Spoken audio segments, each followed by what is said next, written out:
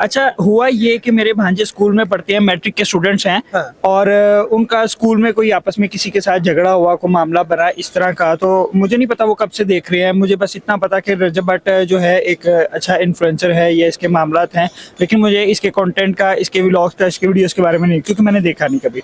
तो वो घर में बैठ के उन्होंने डिस्कस कर रहे थे कि यार हमारी उस लड़के के साथ, क्लास वालों के साथ जो झगड़ा हुआ, फटा बना स्कूल में, तो जिस तरह रजब भट्ट ने उसको उठाया, इस तरह हम जो है वो अपने मामू की गाड़ी लेते हैं और जाके उसको उठा लेते हैं क्लास में। तो फिर वो प्लान कर रहे थे बकायदा कि फलां दोस्त के घर पे लेके जाएं, फलां दोस्त के घर पे लेके जाएं, इसको हिरासा करें, इसको हफ्जे पे जा में रखें। तो ये मामला जब मुझ तक पहुंचे, मुझ तक उनके ज़ाहिरी बातें बच्चों के साथ, उनके दोस्तों के साथ भी लिंक्स होते हैं, तो मुझ तक किसी ने ये बात पहुंचाई कि आपके भांजे जो है वो ये करने वाले हैं। तो मैंने फिर उनको बुलाया, पूछा कि आप ये क्यों कर रहे हो। उन्होंने कहा कि अगर रजब ऐसा कर सकता है तो हम क्यों नहीं कर सकते। इसलिए फिर मैंने सोचा कि क्यों ना इसके खिलाफ जो है वो कानूनी कार्रवाई की जाए। ज़ाहिरी बात है, हम लड़ने झगड़ने वाले लोग नहीं हैं, हमारे पाकिस्तान में कानून है और कानूनी जो मेरा हक है वो मैंने इस्तेमाल किया। और रजब भट्ट के खिलाफ, डक्की भाई के खिलाफ, मान डोगर और अली हैदर जो है, इनके खिलाफ जो है मैंने NCCI में एप्लीकेशन दी। अस्सलाम वालेकुम, आप देख रहे हैं टीवी टुडे और मैं हूं आपका मेजबान राहील मुआविया। नाज़रीन, वो बंदर के हाथ माचिस लगने वाली बात तो आपने यकीनन सुनी होगी कि वो किसी बंदर के हाथ माचिस लगती है तो वो पूरे के पूरे जंगल को आग लगा देता है। यही हाल हमारे कुछ यूट्यूबर्स और टिकटॉकर्स का है, जो नाम नेहाद सो कॉल्ड इन्फ्लुएंसर्स तो बन गए, लेकिन उनके किए गए ड्रामों का आवाम पे क्या जो है ना वो असर पड़ रहा है, इसकी एक स्टोरी और एक मिसाल मैं आपके सामने रख देता हूं। ये मेरे साथ अली अहमद इनका नाम है, जौहर टाउन लाहौर के ये रिहायशी हैं। इनके बच्चे रेगुलर 2 टिकटॉकर्स और यूट्यूबर यानी रजब भट्ट और डक्की भाई की वीडियोस देखते हैं, और वो वीडियोस देख के करने क्या जा रहे थे वो जरा इनसे ही सुनिएगा और फिर आगे चलते हैं। जी अस्सलाम वालेकुम। अच्छा, हुआ ये कि मेरे भांजे स्कूल में पढ़ते हैं, मैट्रिक के स्टूडेंट्स हैं। हाँ। और उनका स्कूल में कोई आपस में किसी के साथ झगड़ा हुआ, कोई मामला बना इस तरह का। तो मुझे नहीं पता वो कब से देख रहे हैं, मुझे बस इतना पता कि रजब भट्ट जो है एक अच्छा इन्फ्लुएंसर है, ये इसके मामलात हैं, लेकिन मुझे इसके कंटेंट का, इसके व्लॉग्स का, इसके वीडियोस के बारे में नहीं, क्योंकि मैंने देखा नहीं कभी। तो वो घर में बैठ के उन्होंने डिस्कस कर रहे थे कि यार हमारी उस लड़के के साथ, क्लास वालों के साथ जो झगड़ा हुआ, फटा बना स्कूल में, तो जिस तरह रजब भट्ट ने उसको उठाया, इस तरह हम जो है वो अपने मामू की गाड़ी लेते हैं और जाके उसको उठा लेते हैं क्लास में। तो फिर वो प्लान कर रहे थे बकायदा कि फलां दोस्त के घर पे लेके जाएं, फलां दोस्त के घर पे लेके जाएं, इसको हिरासा करें, इसको हफ्जे पे जा में रखें। तो ये मामला जब मुझ तक पहुंचे, मुझ तक उनके ज़ाहिरी बातें बच्चों के साथ, उनके दोस्तों के साथ भी लिंक्स होते हैं, तो मुझ तक किसी ने ये बात पहुंचाई कि आपके भांजे जो है वो ये करने वाले हैं। तो मैंने फिर उनको बुलाया, पूछा कि आप ये क्यों कर रहे हो। उन्होंने कहा कि अगर रजब ऐसा कर सकता है तो हम क्यों नहीं कर सकते।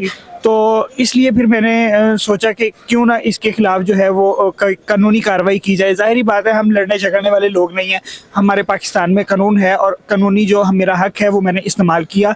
और रजब भट्ट के खिलाफ, डक्की भाई के खिलाफ, मान डोगर और अली हैदर जो है, इनके खिलाफ जो है मैंने NCCI में एप्लीकेशन दी। ठीक है, ये सारा जो क्राइम है ये कमिट आपके भतीजे भांजे करने जा रहे थे, जो आपने उनको रोक लिया, और आपको कैसे ये पता चला कि ये जो है ना ये फलां से मुतासिर हुए हैं, तो आप उनको क्यों कसूरवार समझ रहे हैं? मैंने उनसे पूछा कि मैंने जैसे आपको बताया कि मैंने उनसे पूछा कि क्यों इस तरह मामलात कर रहे हैं। उन्होंने मुझे यही कहा कि अगर रजब भट्ट जो है वो डक्की के भाई मुनीब को उठा सकता है तो हम भी फिर इस तरह के मामलात कर सकते हैं। जब गाड़ी है हमारे पास, फैसिलिटी है एक गाड़ी की, और दोस्त हमारे मिले हुए हैं, हम उनके साथ प्लान करके तो उस लड़के को उठा सकते हैं। ठीक है, तो आप उनको कसूरवार समझते हैं, क्यों समझते हैं? उनको कसूरवार इसलिए समझता हूँ कि देखें, अगर ये स्क्रिप्टेड है या नॉन स्क्रिप्टेड है, मुझे इस चीज़ से लेना देना नहीं है, लेकिन ये एक एंटी सोशल वीडियो है, इससे मुआशरे पे बुरा असर फैल रहा है। अब जैसे कि मेरी खुद की फैमिली, मेरे भांजों पे बुरा असर फैला, तो बहुत सारे ऐसे बच्चे हो सकते हैं जिन्होंने मे भी इस वीडियो को देख के ऐसा एक्ट किया हो या कोई मामला बना हो। अगर अल्लाह ना करे मेरे भांजे उसको उठा लेते तो ये मामला कानून तक जाते, तो फिर बहुत लंबे जाते हैं कानूनी मामला, और वो तो बाकायदा एक क्राइम कमिट कर लेते। और दूसरा, ये वाकई आपकी बात तो ठीक है कि अगर ये मामला स्क्रिप्टेड है तो बच्चे कैसे इसको जो है ना वो एड्रेस करेंगे कि ये मामला स्क्रिप्टेड है। वो तो इसको ऐसे ही समझेंगे, और जैसे आप करके दिखा रहे होते हैं, एक दूसरे की माँ बहनों को गालियां दे रहे होते हैं, एक दूसरे के दरवाजों पे जा रहे होते हैं, और इवन कि आपने तो एक दूसरे के साथ उनके घरों के बाहर फायरिंग शायरिंग भी की हुई है, तो लोग कैसे समझेंगे कि ये स्क्रिप्टेड है? जी बिल्कुल। जैसे कि मेरे एप्लीकेंट ने आपको बताया कि उसके अपने घर जब ये अफेक्ट हुआ और वही इस चीज़ से मुतासरा शख्स है। तो जब ये मेरे पास आया कि ये सारे मामला है, मैंने एनसीसी के अंदर एप्लीकेशन भी गुजारी है, लेकिन अभी उसके ऊपर कोई कार्रवाई नहीं हो रही। लेकिन मुझे अपने घर से ये मामला है कि जब अगर इनको ना रोका गया तो जैसे मेरे घर में ये मामले को मैंने एट पीक रोका है, हो सकता है किसी का बच्चा ये क्राइम कमिट कर दे और उसकी सारी जो ज़िंदगी है वो क्रिमिनल रिकॉर्ड के साथ बेचारा उसकी ज़िंदगी खराब हो। तो इस चीज़ के हवाले से हमने एक 22 से 22B की पिटीशन जो है वो डिस्ट्रिक्ट एंड सेशन जज जो शहबाज अहमद राजा साहब की कोर्ट में फाइल की, जिसमें 30 जनवरी के लिए एनसीसीए को नोटिस जारी है कि आप इस इंक्वायरी करें और मुकदमा दर्ज करें। अच्छा, इंदराज मुकदमा का अदालत ने ऑर्डर दे दिया? नहीं, वो उसमें इस तरह के पहले रिपोर्ट मंगवाई जाएगी, कॉग्निजेंस ऑफेंस मेड आउट होता है, उसकी इंक्वायरी होती है, वेरिफिकेशन होती है, और उसके बाद इंदराजी मुकदमे का जो है क्या ऑफेंसेस क्या है, क्या आपका इल्जाम क्या है कि कौन सा मुकदमा होना चाहिए?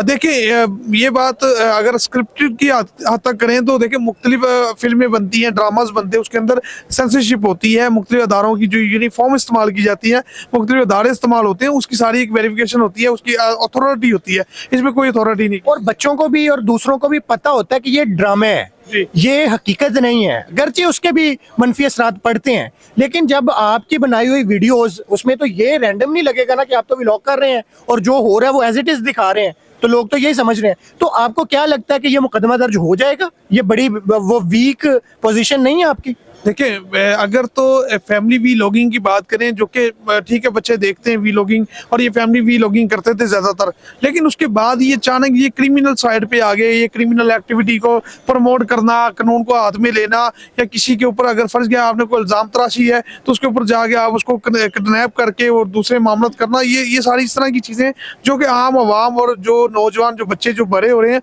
ये उनकी ज़हनों पर मनफी असरार डालती है चीज़ें कि आप यानी कि इसका मतलब ये है कि कोई अदारा नहीं रह गया जो किसी के पे कार्रवाई करेगा। मेरा फर्ज किया किसी से रिवेंज है, कोई ग्रीवियंस है तो ग्रीवियंस रिड्रेसर करने का जो ये तरीका कार नहीं है। आप कानूनी चाराजोई करें, आप कानूनी चाराजोई से आपका काम नहीं। इसके जवाब में तो वो कहेंगे ना कि हमारी वीडियो तो स्क्रिप्टेड थी, हमने तो ये सारा ड्रामा किया था, हम लोग तो एक दूसरे से राजी हैं, हमने तो मिल बैठ के प्लान किया था। इस पे आप क्या कहेंगे? देखिए, हम बात ये करते हैं पब्लिक एट लार्ज की। जब आपने वीडियो सोशल मीडिया पे अपलोड कर दी, फिर आपका पर्सनल मामला नहीं रहा, फिर पब्लिक एट लार्ज का मामला बन गया। फिर इसका मतलब यहाँ तो आप लोगों को अपनी तरफ मोटिवेट करने के लिए, व्यूज लेने के लिए, अपने आप को प्रमोट करने के लिए लोगों को क्राइम दिखा रहे हैं कि हम ये काम भी कर सकते हैं। तो ये जो पब्लिक एट लार्ज मैटर है, ये एंटी सोशल है, इनलीगल है, और इन रेगुलरिटी के अंदर भी ये जाएगी सारी चीजें। तो ऐसा जो है वो माशरा कम से कम परमिट नहीं करेगा। ठीक है, आपने इसके अंदर किस किस को फ्रीक बनाया है डक्की और रजब में से? अजी, वो सारे मुलजमान जो अपनी जगह पे जो है वो हैं।